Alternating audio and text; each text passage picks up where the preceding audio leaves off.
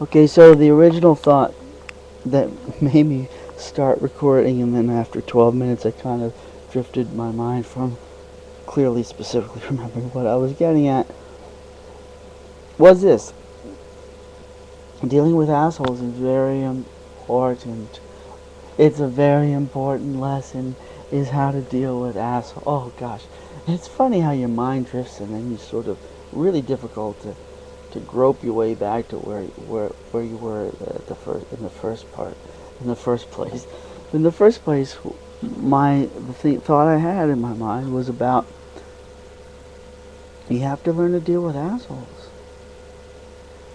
It's a skill. Learning to deal with assholes is a skill. Being an asshole is a definite skill that many people develop from the early childhood, and by the time they're adults, they're virtuosos at it. Some of them, and the best virtuosos at or virtuosi no virtuosos at being really devious assholes who fool people, who are skilled and successful at fooling people into thinking that they're really the benevolent good guys, are like the politicians. But you see it see it in other circumstances, and I see it on the forums, and sometimes on comments of videos. Um, People who are lying, scheming, devious, conniving assholes, they know how to, they really know how to twist, wrap everything around their little finger. They know how to twist everything so it always supposedly looks like they're the good guy and everybody else is the bad guy. But the question is, it looks this way to whom? To whom? Who does it look this way? Who is this general audience in our society that's always the ones making the decisions? Well, in a very real sense, it's us, the voters. That's the way the system is built. That the people who are voting are supposed to be the people, the populace. The populace is it's the consensus, the general consensus of the population is what determines things. And here's where the herd mentality makes it a very dangerous formula. This majority rule is a very dangerous formula when you consider what are the ways that the mentality of the majority works. If the majority has a mentality that is willing to go along with something that's wrong, then majority rule is a system that is going to lend itself to wrong things happening and being popularly supported. Okay, now here's another thought. I drive down the highways, and this isn't new. I mean, we knew about pollution 40 years ago. We knew that the world's oil supply was limited at least 35 years ago. I mean, back in 1974, they had the oil crisis, which clearly wasn't a matter of supplies of oil running out. It was a political situation that had to do more than anything with the Yom Kippur War in Israel. It was after the Yom Kippur War in Israel in I think it was September, October of 1973. It was immediately after that we started to hear about OPEC. And the OPEC all the Arabic nations. Israel didn't have any oil, but all the surrounding, or most of the large surrounding Arabic neighbors of Israel were where all the oil came from. Iraq, Iran, I don't know if Egypt, but Saudi Arabia, Iraq, Iran, Libya, these were the countries with oil, and as a reaction to the Yom Kippur War, which at least the way it was presented to us in the news, that Israel was attacked. That the Arab nations chose Yom Kippur, the sacred holiday, the one most, like the super Sabbath of the whole year, the day when everything else gets shut down and everybody goes to temple, and the country would be at the most vulnerable to attack. That's when all the Arab neighbors around Israel, way outnumbering them in everything, except perhaps in some kinds of weapons that Israel might have had support from the United States with. They attacked Israel on that Yom Kippur, and then Israel fought back and managed against the seeming odds to repel all of this attack from all sides, which is pretty incredible.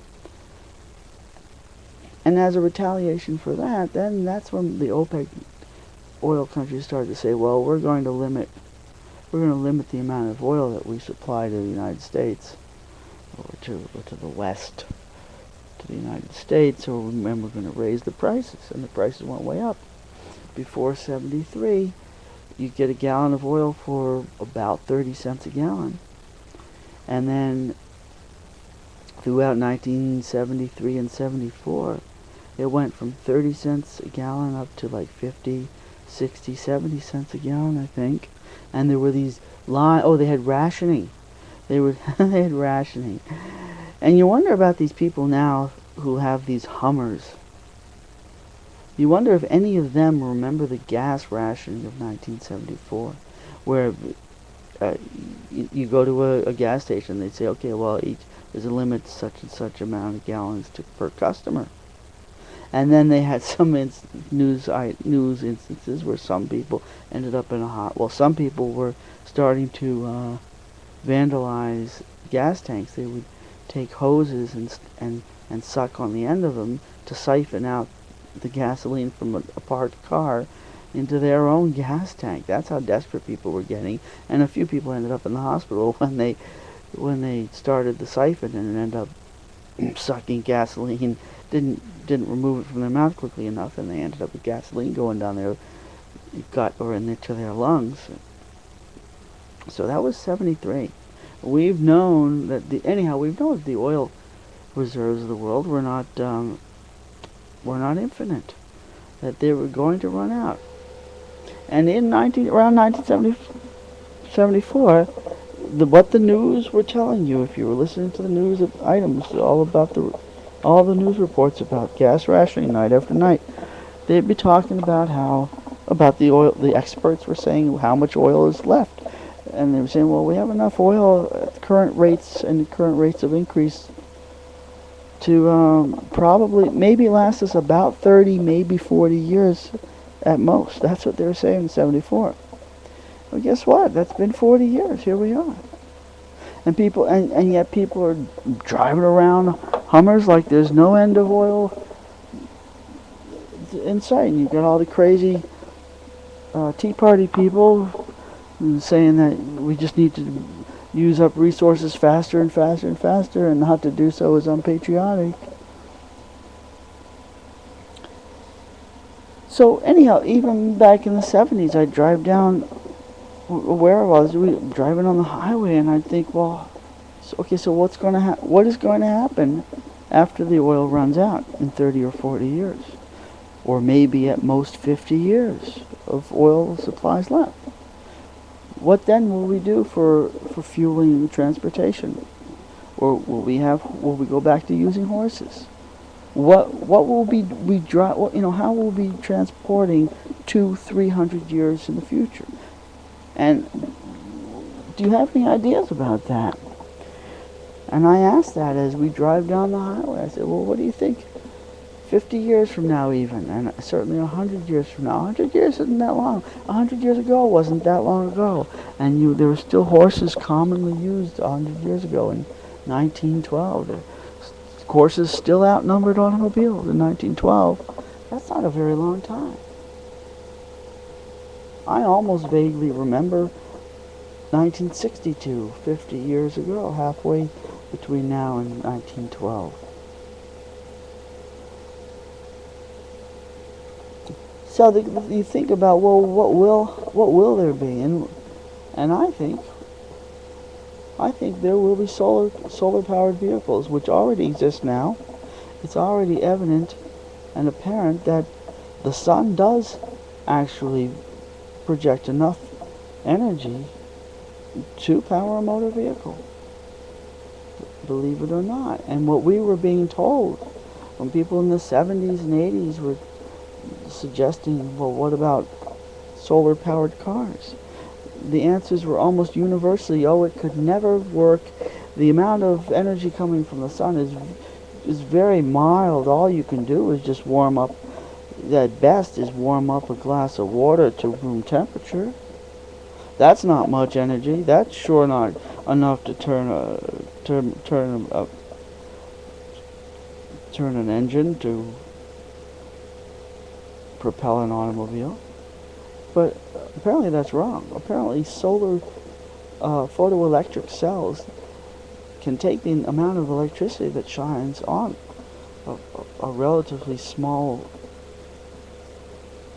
area and convert it into a very powerful, very potent electricity that's enough to power an automobile.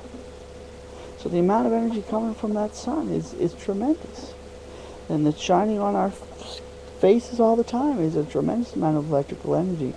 And I think 100 years from now, solar-powered vehicles are what it's going to be. Or electrical vehicles using electricity that was produced by wind turbines, windmills. That's going to be the standard, and people are going to accept that as it's self-evident, it's obvious, it's evident that of course that was the natural direction it was going to go. And yet even today you try to talk to people and suggest solar powered cars and they'll still snicker at it. And those same people that snicker and sneer at the suggestion are the ones who 100 years from now are going to say, oh well, of course, no question, it was evident all along that this was how things were headed. So there we go.